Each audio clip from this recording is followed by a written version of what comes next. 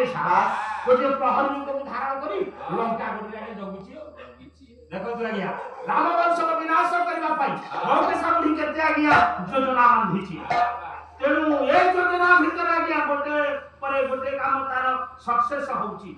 ଆଜ୍ଞା ପାତାଳପୁରରେ ପ୍ରହରୀ ରୂପକୁ ଧାରଣ କରି ଜଗୁଛି। ଏଟା ଆଜ୍ଞା ପ୍ରଥମ ମହଲ ଗଲା, ଦ୍ୱିତୀୟ ମହଲ ଗଲା, ତୃତୀୟ ମହଲ ଗଲା, ଚତୁର୍ଥ ମହଲ ଗଲା, ସପ୍ତମ ମହଲରେ ବାସ୍ତବରେ ଦେଖିଲା ଗୋଟେ ହୀରା ଫୁଲ ଝୁଲୁଛି। କେଶର ଆଜ୍ଞା କୁଶ ମହାରାଜ ଦେଖିଲା ନନା ଗୋସାଇଙ୍କ କଥା ତ ସବୁ ଠିକ ହେଇଛି ନା, ଆଉ ଏ କଥା କଣ ଭୁଲ ହବ? ଯୋଉ ମହଲର ଦ୍ୱାର ମୁହଁରେ ହୀରା ଫୁଲ ଝୁଲୁଛି, ତେଣୁ ସେ ସେଇ ହୀରା ଫୁଲ ଝୁଲୁଥିବା ଦ୍ୱାର ମୁହଁରେ କବାଟରେ ଆଜ୍ଞା ଠୁକ ମାରିଲା। କିଏ ସେଟା ଆପଣଙ୍କର କୁଶ ମହାରାଜ। ଆଜ୍ଞା ସେଦିନର ତ କଥାଟା ଅଛି, ଝିଅ ତ ଚାହିଁକି ଆଜ୍ଞା ବସିଛି, ତେଣୁ କବାଟରେ ଖାଲି ହାତ ମାରିବା ମାତ୍ରେ ଆଜ୍ଞା କବାଟଟା ଆଜ୍ଞା ଖୋଲିଲା। ଦେଖିଲା ଝିଅ ସୁଜାତା ଶୋଇଛି ଆଜ୍ଞା ରାଜକନ୍ୟା। ସେ କଣ ଯାଇପାଇ ଝିଅ ସେ କେମିତି ଆଗରେ ଶୋଇଛି? ଆରେ ଓରି ମାଦି ସୁଖ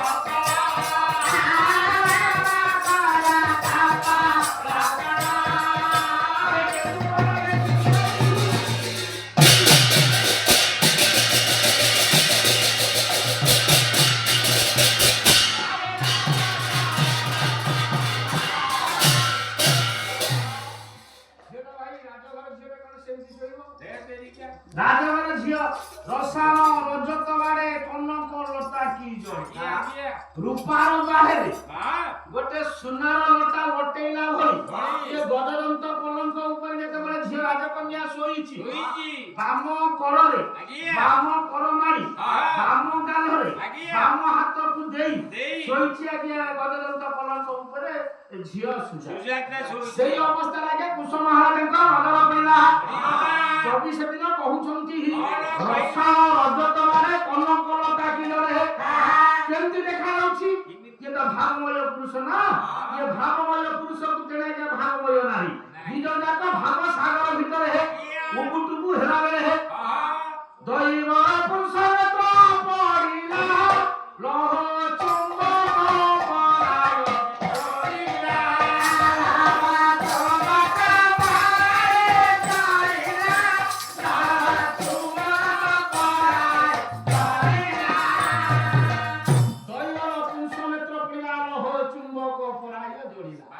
ଦୁଇ ଜଣ ଯାକଙ୍କର କଥାଟା ଆଜ୍ଞା ପୂର୍ଣ୍ଣ ହବା ପାଇଁ ଯାଉଛି।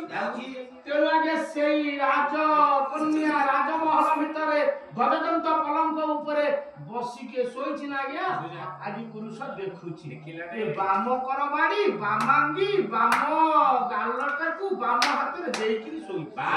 ଅବି କହୁଛନ୍ତି କେମିତି ଦେଖାଯାଉଛି? କେନ୍ଦୁ ପଲବିକି ଥୁଆ ଫୁଲ କମଳ।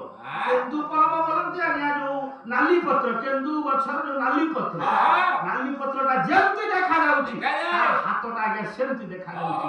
କେନ୍ଦୁ ପଲବ ଅର୍ଥ ନୂଆ କେନ୍ଦୁର ନୂଆ ପତ୍ର ଉପରେ ଫୁଲଟା ଥୁଆ ହେଲେ ଯେତେ ସୁନ୍ଦରିଆ ଦେଖାଯାଏ, ଆଜି ବାମ ହାତରେ ବାମ ଗାଲଟା ଆଜ୍ଞା ସେମିତି ସୁନ୍ଦରିଆ ଦେଖାଯାଉଛି। ଆଜ୍ଞା ପୁରୁଷଟା ଦେଖିଲା। ଏଇ ସମୟରେ ଯେତେବେଳେ ଦୁଇ ଜଣଙ୍କର ଚାରି ଚକ୍ଷୁ ମିଳନ ହେଲା, ଆଜ୍ଞା ପ୍ରତିଶୋଧ ନିଆଁରେ ଜଳୁଛି କିଏ ସିନା মৌকে সাপুড়ি ব্রাহ্মণ রূপকে পরিবর্তন করে প্রহরী রূপকে ধারণ করে আগে রাজ্যে পৌঁছিছি বলে এইটা উপযুক্ত সময় এই সময় রাতটা ঔষধ মাতিলে ঔষধ কাজ নিশ্চিন্ত কাম করব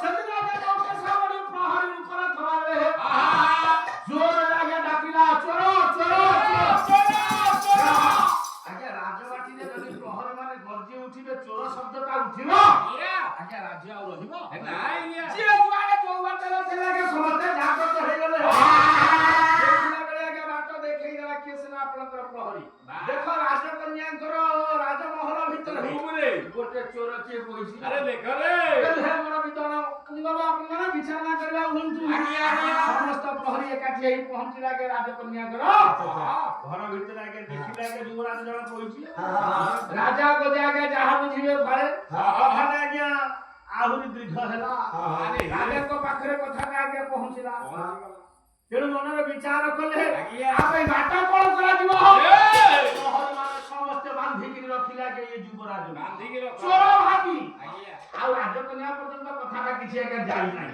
ହେ ମହାକେନ୍ଦ୍ର କୁମାର ବାପମାନେ ବିଚାର କରିବାକୁ সেই সময় চোরে সাবস্ত হই প্রহরীମାନେ বান্ধিକି ରଖିଲେ ଏ ଭାରତ ପ୍ରଚରିଲା ଭୁବନ ଭୁବନ ଭାରତ ବଢିଲା ଯାଇ ରାଜାଙ୍କ ଭୁବନ